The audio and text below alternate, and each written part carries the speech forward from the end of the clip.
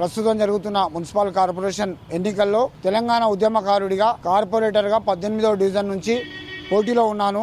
Congress party ticket ఆశించాను. ఈరోజు ప్రజా యుద్ధ నౌక గద్దరన్న 78వ జయంతి సందర్భంగా గద్దరన్న విగ్రహ స్థలంలో అక్కడ ఫ్లెక్సీ ఏర్పాటు చేసి గద్దరన్నకు పూలమాలలు అర్పించి ఘనంగా నివాళులు అర్పించడం జరిగింది. ఈరోజు గద్దరన్న జయంతి సందర్భంగా ఈ ప్రభుత్వాన్ని మేము ఒకటే ప్రశ్నిస్తున్నాము.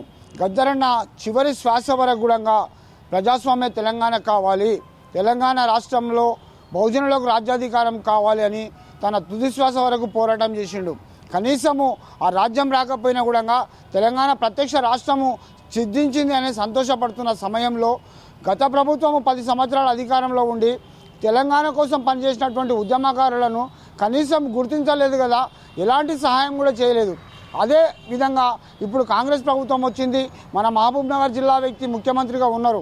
అప్పుడు కాంగ్రెస్ పార్టీ మేనిఫెస్టోలో ప్రకటించిండ్రు తెలంగాణ ఉద్యమకారులకు 250 గజాల స్థలం ఇస్తామని, ఏ ఎన్నికల్లో కూడా వాళ్ళని ప్రోత్సహిస్తామని చెప్పేసి మాట ఇవ్వడం జరిగింది.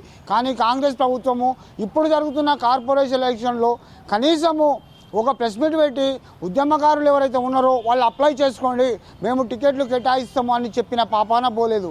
ఇది చాలా దురదృష్టకరము. అయినా ఉద్యమకారులు కార్పొరేట్లో పోటీ చేయడం కోసము దరఖాస్తు చేసుకున్నారు. జిల్లా అధ్యక్షులు జిటి కృష్ణ కానీ, నేను కానీ, ఇంకా నా తోటి సోదరులు ఎంతోమంది అప్లై చేసుకున్నారు. కాంగ్రెస్ ప్రభుత్వము స్థానిక ఎమ్మెల్యే గారు గుర్తించి మా ఉద్యమకారుల దగ్గర డబ్బులు ఉండవు సార్, మా దగ్గర ధైర్యం ఉంటుంది, మేము ప్రజల తరఫున పోరాటం చేసి మేము 30 ఏళ్ళు ఉద్యమంలో పనిచేసినాం కాబట్టి మమ్మల్ని గుర్తించి మీ పార్టీ తరఫున టికెట్లు ఇవ్వాలని సందర్భంగా కోరుతూ గద్దరన్న ఆశయాలు నెరవేర్చడం కోసము బహుజనులమంతా ఏకమయ్యి ప్రజాస్వామ్య తెలంగాణ కోసం పోరాటం చేయాలని, ఈ తెలంగాణ రాష్ట్రంలో ఎవరి జనాభా ఎంత ఉందో అంత వాళ్లకు వాటా దక్కాలనే కాన్సెప్ట్తో అందరం కూడా పనిచేయాలని ఈరోజు గద్దరన్న 78వ జయంతి సందర్భంగా మేము అభయ టీవీ వాళ్ళకు ద్వారా తెలియజేస్తున్నాం.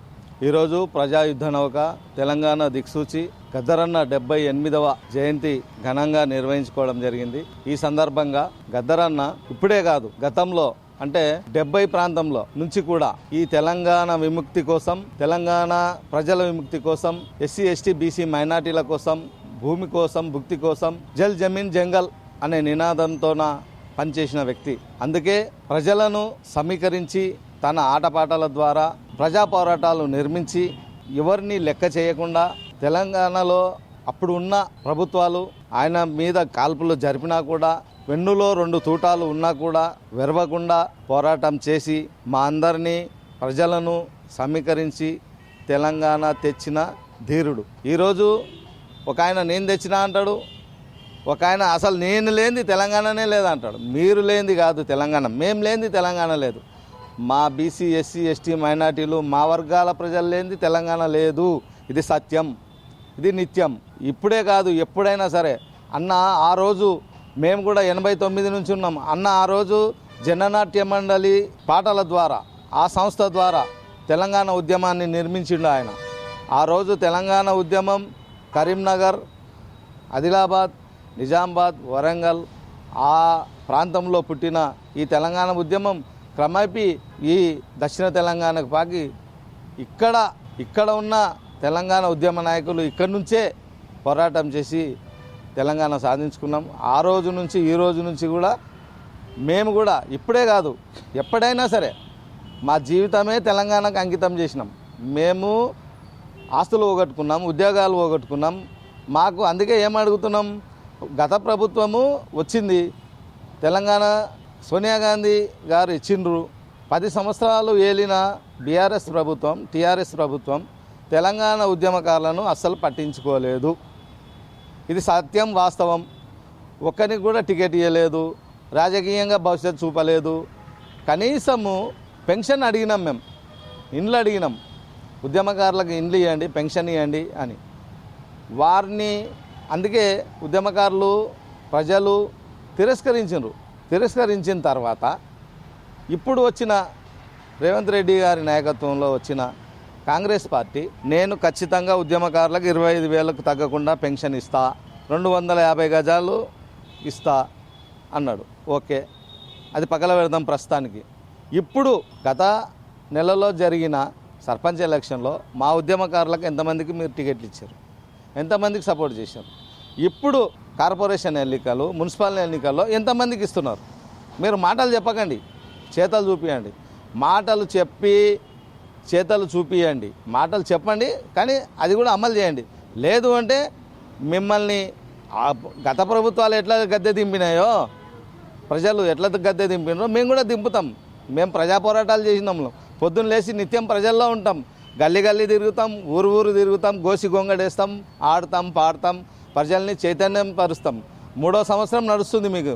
ఇంకొక 2 సంవత్సరాలు అయితే మీ ప్రభుత్వం అయిపోతుంది. అందుకే ఇప్పటికైనా ఉద్యమకారులను గుర్తించి ఇప్పుడున్న మున్సిపల్ ఎలక్షన్లో టికెట్లు కేటాయించండి. మాకేం 100 టికెట్లు అడుగుతలేం. 2 3 ఉన్నారు. మా పట్టణ అధ్యక్షుడు మాజీ కృష్ణ గారు ఉన్నారు, గోపాల్ ఉన్నాడు, నేనున్నా. మేమంతా టికెట్లు అడిగి ఆయా పార్టీల్లో కాంగ్రెస్, బీజేపీ, బీఆర్ఎస్ ఒక్కొక్కరు 5 టికెట్లు ఇవ్వండి. పోయిందేముంది మీకు? మాతో డబ్బులు మాకు ప్రజలు ఇస్తారు. ఓట్ల ద్వారా మమ్మల్ని ఎన్నుకుంటారు. మమ్మల్ని ఎన్నుకోరా అని మీరు అనుకుంటున్నారా? మీరందరూ ఉద్యమకారులా? ఇప్పుడైనా మంత్రులు, ఎమ్మెల్యేలు మీరందరూ ఎక్కడ ఉన్నారు? ఆ రోజు మేము సచ్చి జైళ్ళల్లో పడి, బస్సులు అడ్డం పడి, మా భార్య పిల్లల్ని విడిచిపెట్టి, మా జీవితాలని కోల్పోయి, మా పిల్లల చదువులను కోల్పోయి, మా ఆస్తులు అమ్ముకొని స్టేషన్ల చుట్టూ, కోర్టుల చుట్టూ ఇప్పుడు కూడా తిరుగుతున్నాం. అలాంటి జీవితం గడిపిన వాళ్ళం మేము. మీరేమో హాయిగా ఎమ్మెల్యేలుగా, కార్పొరేటర్లుగా, మేయర్లుగా, మంచి ఏసీలలో ఉన్నారు. సరే ఉండండి, మీ అదృష్టం అది. మేము ఇచ్చిన అదృష్టం అది, మా ప్రజలు ఇచ్చిన అదృష్టం. ఇకనైనా మీకు తగిన గుణపాఠం ప్రజలు చెప్పకుండా మమ్మల్ని గుర్తించండి. మాకు ఏదైతే వాగ్దానాలు చేసినో ఆ వాగ్దానాలు నెరవేర్చండి. అసెంబ్లీ సాక్షిగా చెప్పారు ప్రజలు. మొన్న కూడా అడిగినారు, 4-5 మంది ఎమ్మెల్యేలు అడిగినారు మిమ్మల్ని. అయ్యా ఇదో ఈ మందుల సామేల సారు అడిగిండు, ఇంకొక ఆయన అడిగిండు, ఈ ఉద్యమకారులకు ఏం చేస్తారో అని అడిగిండ్రు. మీరు ఏం సమాధానం చెప్పరు? కన్సల్టెంట్ మంత్రి కూడా చెప్పాడు, అది సరే సార్ మేము ఆలోచన చేస్తాం. ఎందుకు ఆలోచన చేసేదేముంది? ముఖ్యమంత్రి గారే చెప్పిండ్రు కదా ఇస్తా అని. ఇంకా ఏమి మీకు అడ్డంకులు? అందుకే దయచేసి మీరు ఖచ్చితంగా మా ఉద్యమకారులను ఈ ఎలక్షన్లో గుర్తించండి.